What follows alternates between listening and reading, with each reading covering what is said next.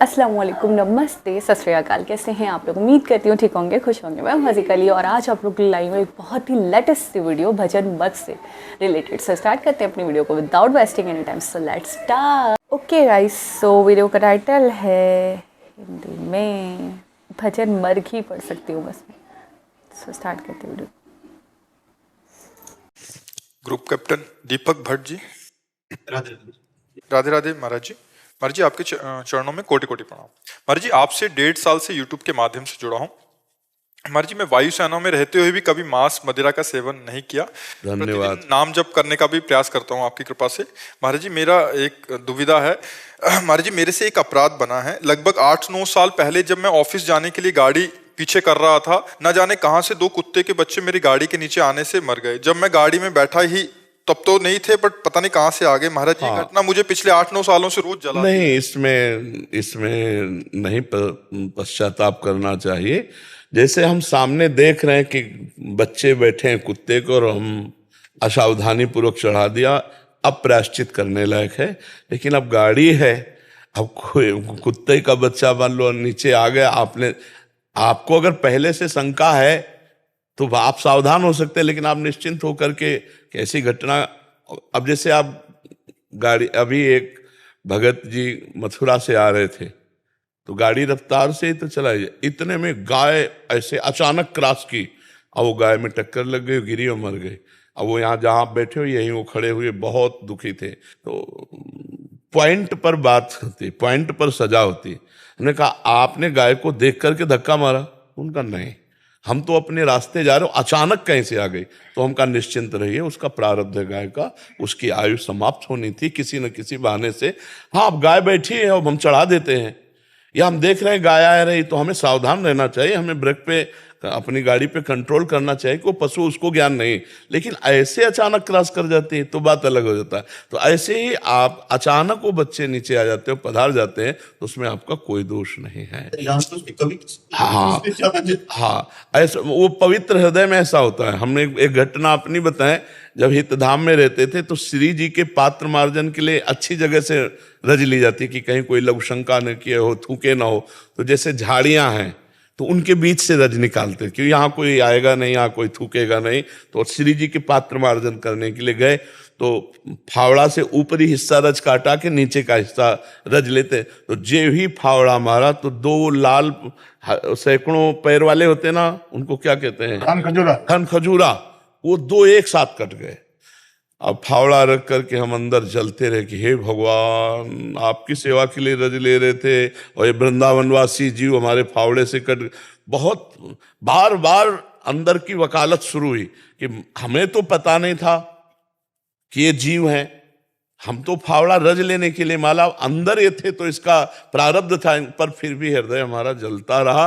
कई दिल जलता। वो पवित्र हृदय कैसा होता है, जैसे आप कह रहे हो 8 साल कुत्ते का कौन देखता है, ऐसी बातें कौन देखता है। आपका बड़ा पवित्र हृदय और धन्यवाद है कि आपने अपने हृदय को पवित्र रखा, लेकिन उसका कोई प्रायश्चित, जो अभी तक जल रहे हो वो सब हो गया, उसका कोई प्रायश्चित नहीं। क्योंकि वो सच्ची बात, वो आपके द्वारा घटना नहीं घटी, आपके द्वारा घटने पर प्रायश्चित किया जा सकता है, लेकिन अचानक ऐसे घटना। अब जैसे आप जा रहे हैं, कोई आवाज आई, आप ऐसे क्यों, नीचे कोई जीव मर गया, अब उसमें आपका क्या दोष है? क्योंकि वो जीव का प्रारब्ध भी तो है। अब हम किसी जीव को देख के फिर जूता रख देते हैं उसके ऊपर, अब वो प्रायश्चित करने लायक है। अचानक घटना घट जाना ये उस जीव का प्रारब्ध है, हम उसे कष्ट देना नहीं चाहते, पर ऐसा हो गया, अचानक घटना घट जाती। इसलिए आप इससे बिल्कुल आज से निश्चिंत हो जाइए। कुछ प्रायश्चित अगर आपकी इच्छा है प्रायश्चित करने की तो उस जीव का मंगल हो, इसलिए गोपाल शास्त्र नाम का पाठ कर लीजिए। जो गोपाल शास्त्र नाम है, हाँ, उसका पाठ करके और भाव कीजिए कि वो जो जीव बच्चे रूप में थे उनका मंगल हो। और ये गोपाल शास्त्र नाम का पाठ मैं देता हूँ, 2 पाठ कर लीजिए। तो वो 1,000 नाम है, वो उस जीव को जहाँ जिस योनि में होंगे वहीं उसका मंगल शुरू कर देंगे। ये आप कर लो, ये आपका बहुत धन्यवाद होगा कि किसी भी बहाने से सही उस जीव के निमित्त जब आप देंगे ना, तो आपके अंदर ही सब पूरा है, भगवान आपके अंदर देख रहे हैं कि आप उसको देना, वो तत्काल वहीं पहुंच जाएगा और उस जीव का मंगल होना प्रारंभ हो जाएगा। आप पर हम बहुत धन्यवाद देते हैं। ऐसा कौन प्रायश्चित करता है कि 8 साल से जल रहा कुत्ते के बच्चे, जब कोई देखो वही चीज याद आती है। हाँ नहीं, अब आप प्रायश्चित करके आप शांत हो जाइए। आप कभी ऐसा चिंतन मत कीजिए और नाम जप कीजिए भगवान का। और बहुत पवित्र हृदय है, नहीं तो आजकल तो लोग जिंदा जीवों को चबा रहे हैं, राक्षस बनते चले जा रहे हैं, मछली ऐसे कच्ची खाते हैं, पशु पक्षियों को हत्या करते हैं। और आप इतने दयालु स्वभाव के, तो बहुत भगवान की कृपा है आपके ऊपर। हाँ बिल्कुल सही बात है, बिल्कुल ठीक कहा बाबा जी ने, बिल्कुल सही बात है कि अगर कोई गुनाह अनजाने में किया जाए तो फिर उसका प्रायश्चित करना ज़रूरी नहीं है। हाँ, कोई गुनाह अगर आपने जानबूझ के किया है तो फिर आपकी जाहिर सी बात है पूछ भी है, पकड़ भी है, और फिर उसका आपको प्रायश्चित करना चाहिए।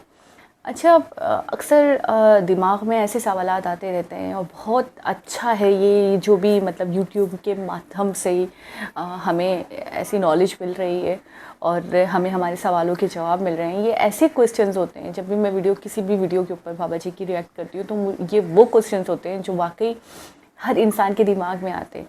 हम एक चींटी को भी मारते हैं तो हम ये सोचते हैं यार इसको मारा हमने तो हमारी कहीं पकड़ तो नहीं है, और मतलब वो हमें नुकसान पहुंचाती है, काटती है या कुछ भी है XYZ, लेकिन उसके बावजूद भी उसको मारना या उसको कुचलना बुरा लगता है। तो ये कहीं ना कहीं हमारी अपनी इंसानियत है जो हमें इस चीज़ से रोकती है, हमें मना करती है। किसी भी जानदार को नुकसान पहुंचाना, असर पहुंचाना मेरे हिसाब से तो बहुत गलत है, ठीक है।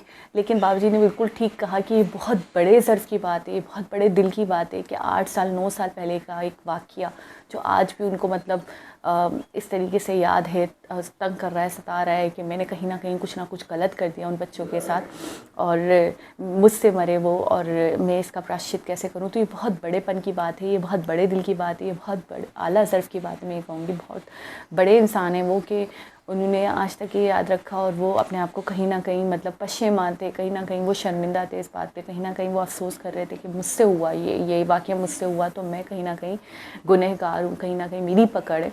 लेकिन ये बात बिल्कुल सही है जो उन्होंने कहा कि जब आप अनजाने में कोई गुनाह करते हो तो उस गुनाह की पकड़ नहीं है। हाँ, अगर आप कुछ जानबूझ के करते हो, मैं जानबूझ के किसी को तकलीफ़ पहुंचाती हूँ, मैं किसी का दिल तोड़ती हूँ जानबूझ के, तो मेरी पकड़ है। अगर अनजाने में मुझसे कुछ हो जाता है, मेरा दिल कोई तोड़ देता है और उसको ख़बर नहीं है, ठीक है, या उससे गलती से हुआ है, या फिर मैं किसी का दिल ख़राब करती हूँ या तोड़ती हूँ और मुझे ख़बर नहीं है, मुझसे गलती से हुआ है, तो मेरी पकड़ नहीं है, ठीक है। इसी तरीके से उन्होंने बिल्कुल ठीक कहा कि अगर कोई भी जीवित चीज़ है, कोई भी जानदार है, और अगर वो हमारी गाड़ी के नीचे आ जाता है, हमारे पाँव के नीचे आ जाता है और हमें ख़बर नहीं, और हम अचानक से पाँव रख देते हैं, तो उसमें हमारी पकड़ नहीं है। मैं आपको एक चूज़े का इंसिडेंट बताती हूँ कि वो मेरे घर में जो मेरे छोटे बच्चे हैं, यानी कि मेरे छोटे बहन भाई, तो उनको चूज़े वगैरह पालने का बड़ा शौक़ है।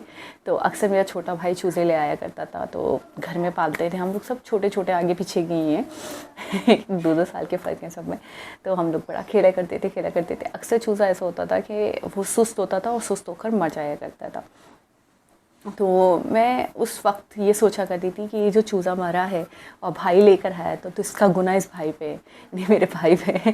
क्योंकि अक्सर अपने एंटरटेनमेंट के लिए, अब बच्चों को शौक़ होता है ना, कलरफुल चीज़ें अच्छी लगती हैं, तो वो अपने खेलने के लिए मैं पालूंगा, मैं इसे खिलाऊंगा, मैं इसे बड़ा सा मुर्गा बनाऊंगा या मुर्गी बनाऊंगा। और वो अक्सर मतलब पनप नहीं पाता था और सर्वाइव नहीं कर पाता था, मर जाता था। पहले सुस्त होता था, फिर मर जाता था। वो उसे असल में बहुत ज़्यादा खिला देता था, तो वो ओवर ईटिंग की वजह से हम सुस्त हो जाते हैं, तो वो तो फिर भी चूज़ा है। तो मैं अक्सर ये बात सोचती थी कि ये जो जानदार है और ये जो मरा है, तो इसका जो मरना है वो मेरे भाई के ऊपर ही गुनाह है। और अम्मी भी उसे अक्सर मना करती थी कि जैसे गली वगैरह में आ जाता था चूज़े वाला, तो अम्मी कतई उसको पैसे नहीं देती थी इसी वजह से कि इसका गुनाह तुम्हारे ऊपर आने वाला है। तो वाकई अगर हम सोचें कि अगर हम जानबूझ के किसी चीज़ को मार रहे हैं तो फिर बेशक हमें पश्चिमा भी होना चाहिए, हमें पछतावा भी होना चाहिए, और फिर उसका गुनाह भी हमें हमारे सर पर, उसका प्रायश्चित भी बनता है। लेकिन अगर कोई चीज़, जैसे अब एक दफ़ा ऐसा भी हुआ कि मेरे पाँव के नीचे चूज़ा आ गया और वो मर गया, तो बहुत अजीब सा लगा कि वो तो उसी वक्त मतलब ढेर हो गया था। तो ये इंसिडेंट एक दफ़ा मेरी कज़न के साथ भी हुआ, उसके भी पाँव के नीचे मतलब तो ऐसा है कि मैं ऐसा काफ़ी दिनों तक सोचती रही कि यार वो मर गया, मुझसे मर गया, मेरी वजह से मर गया।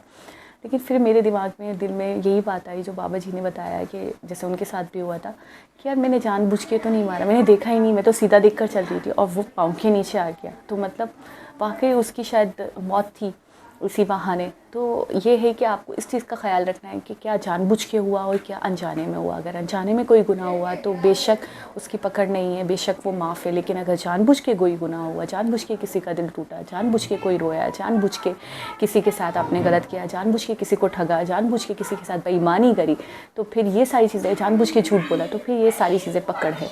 ठीक है, फिर इसका प्रायश्चित भी बनता है। और फिर जो तकलीफ़ आपने दी है किसी को, तो फिर ज़ाहिर सी बात है उसका तो कफ़ारा है, उसका तो जवाब देना ही पड़ेगा आपको। तो ये बहुत, मुझे लगता है ये वीडियोस बहुत नॉलेजेबल भी होती हैं और बहुत हेल्पफुल भी होती हैं कि आपको कहीं ना कहीं कोई ना, आप अक्सर देखिएगा कि आपके दिमाग में कुछ सवालात अटके से रहते हैं और जिनका जवाब आप ढूंढते रहते हो लेकिन आपको मिलता नहीं है। और कभी कभी ऐसा होता है कि उसका जवाब मिल भी रहा होता है तो आप वैसे मुतमईन नहीं हो रहे होते, मतलब आप अपने दिल पे हाथ रख के नहीं बोल पा रहे होते हो कि हाँ यार ठीक है, ये यही सही जवाब है। तो ऐसा है कि बाबा जी की जो भी वीडियोस होती हैं, उनके जो सवालात होते हैं वो कहीं ना कहीं मुझसे रिलेट करते हैं। और मैं जो भी, आपने देखा होगा, मैं जो भी वीडियोस पे रिएक्ट करती हूँ तो मैं उसके अंदर कोई ना कोई इंसिडेंट बता रही होती हूँ कि कहीं ना कहीं ये सवाल मेरे दिमाग, मेरे दिल में भी था। तो एक बहुत ही नॉलेजेबल वीडियो थी। दोबारा किसी और वीडियो के साथ आपसे मुलाकात होगी। जब तक अपना बहुत सारा ख्याल रखें। अल्लाह हाफ़िज़।